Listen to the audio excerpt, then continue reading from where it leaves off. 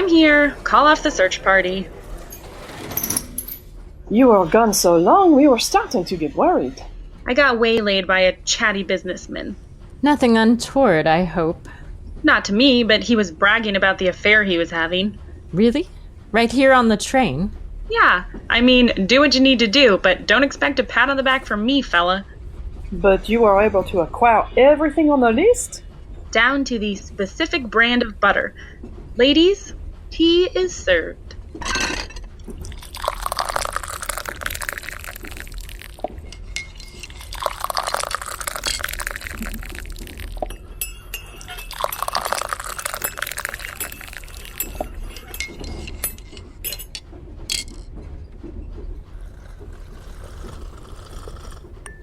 Oh, this is liquid rejuvenation pouring right down my throat. Nothing like a cup of mariage frere. I've always wanted to ask this, but what's your thing about tea? I mean, neither of you are from England, so why the tea time? We refer to it as le goûter, but you are correct. It's something we picked up during our time in England. When were you in England? Let me think. I don't recall the year, but it was right before our engagement. I'd gotten a letter from the all-rounder. The who now? The all-rounder. He's one of London's protectors. The United Kingdom was spread quite thin in those days, so many little wars all over the globe had pulled away most of the defenders of the Isle. He put us up at his estate, and we stayed for a little over a year. In separate bedrooms, of course. Unfortunately, yes. Hush now. Goldie, I'll have you know, Zinnia followed all the proper rules of courtship. You did. Really? You? Well, I may have bent a rule here and there, but it was important to my saffron, so it was important to me. And I knew the prize at the end was worth any amount of trouble along the way. Now, was this before or after the hyenas? How does she know about them? Saffron, what have you been telling her? You were gone a long time. Conversations happened. And what stories have you spun? I told her about how we met, about the HMS Olympic, and about Bart. And how your passion for me was so great, you threw the rules of polite society aside and kissed me in the moonlight. That's not quite how I remember it.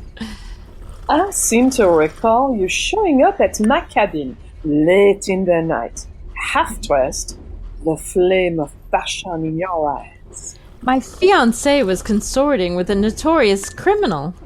But you did not know that then.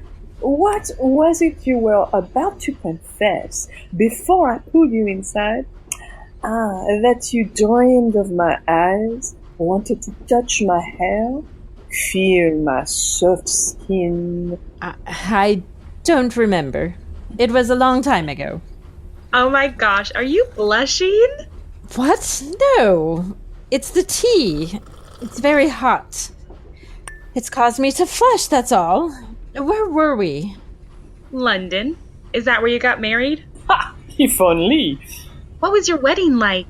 That is a story for another time. Come on. No, it deserves a proper telling, and I simply don't have the energy. But that does not mean that our story time is over. I wish to know more about what transpired while I was away. You mean kidnapped? Goldie. What? No use tiptoeing around it. They took you, and we're going to make them pay. Show some courtesy. No. Our forthright word is correct. Denying what happened only gives power to our enemies. We should call a club, yes? Close enough, my love. Did you see that? See what? Something in white just went past the outside window. Probably just a bird. But it was going opposite the wind. So, tell me what I missed. Well, let's see. Because we ended up shipboard, our search didn't start as soon as I wished it would have. We finally managed to jump ship at Genoa. No, you didn't run into La Superba, did you? Oh, thank goodness, no. That's a conversation I was happy to avoid. We managed to book passage and started our hunt. I'll spare you the red herrings along the way. Who are the red herrings? Nobody. Well, nobody I've heard of. She means the false leads. No herrings of any color were involved. But there were some pretty mean cuttlefish. Oh, right. We were crossing the Mediterranean and we found an uncharted island.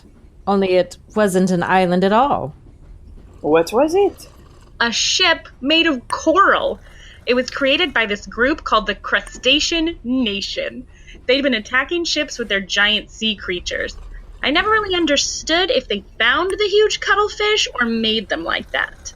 That's a good question. I suppose we should have asked. So what happened? Did you battle them? Sword against claws? No, we managed to talk them down and gave them candy. Did you say candy?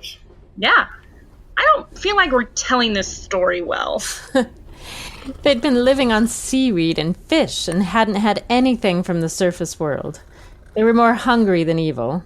I was thinking about introducing them to the wonders of seared steak, but Goldie had another idea.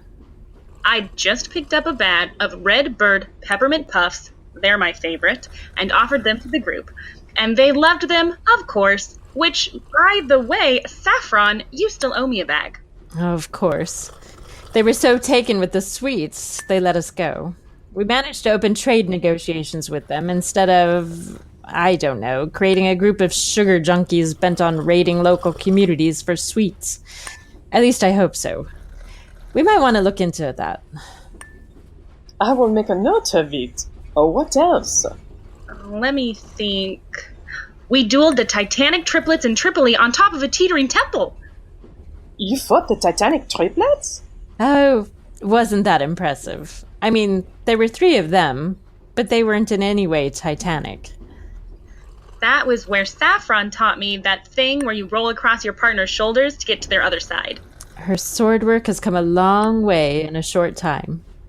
Aw, go on. You know who she should see? Carmen Crimson? Exactly! We met her. She's awesome. She was instrumental in helping us track you down. She'd like to see you again. And I heard. This must have been expensive, all this travel. I would have paid any cost to find you again. Are you using a declaration of love to tell me that we are poor again? No. After the Crustacean Nation sank our ship, we got picked up by the anti-pirate. Did you say the anti-pirate? Yep, that's what he called himself. His English was not terrific. Ah, yes. Tarek Tanas Rooft, captain of the Canary Current. He was kind enough to provide passage, and in return we helped fight any pirates we came across. Like the Barbary Bandits, which led us to Carmen Crimson. And I think we've just looped. Sorry, dearest. It's been a whirlwind of a time. I haven't had a chance to collect my thoughts into any kind of narrative. It is understandable, and I thank you for attempting to fill me in. That time I saw it too. So what? The white thing out the window. Let me take a look.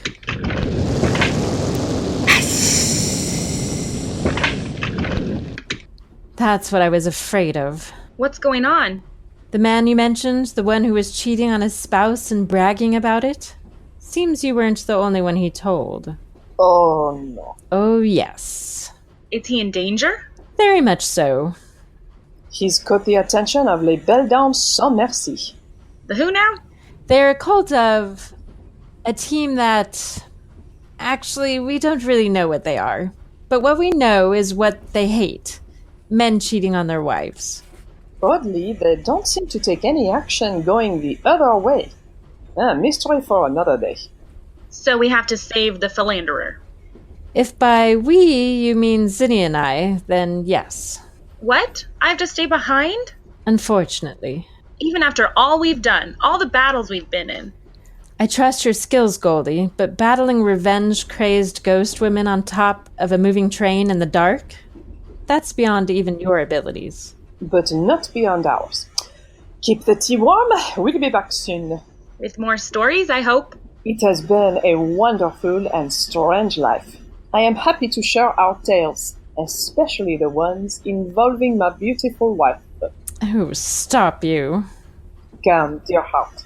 Let us save this man of indiscretion. I've been spoiling for a proper fight. Then let's not keep them waiting. After you.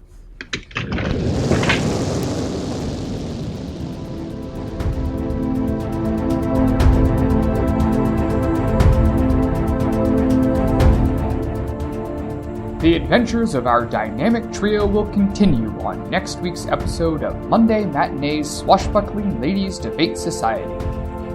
Monday Matinee's Swashbuckling Ladies Debate Society is written by Kyle Olson. Performed by Amy Shaw, Anastasia Anthony Plum, and Kara Gallo. Directed by Kyle Olson. Produced by Ryan Fitzpatrick. Monday Matinee's Swashbuckling Ladies Debate Society is produced by Ox and Hare Entertainment. Follow us on Twitter at Ox and Hare, check out our Facebook page, or come by our website, oxandhare.com, where we've got a couple of sword-swinging ladies, a filmmaker under siege, and a group of adventurers on a doomed quest. Just not all at once. Also, we now have merchandise. So pick up a t-shirt of your favorite swashbuckling lady at oxandhare.threadless.com. Come along.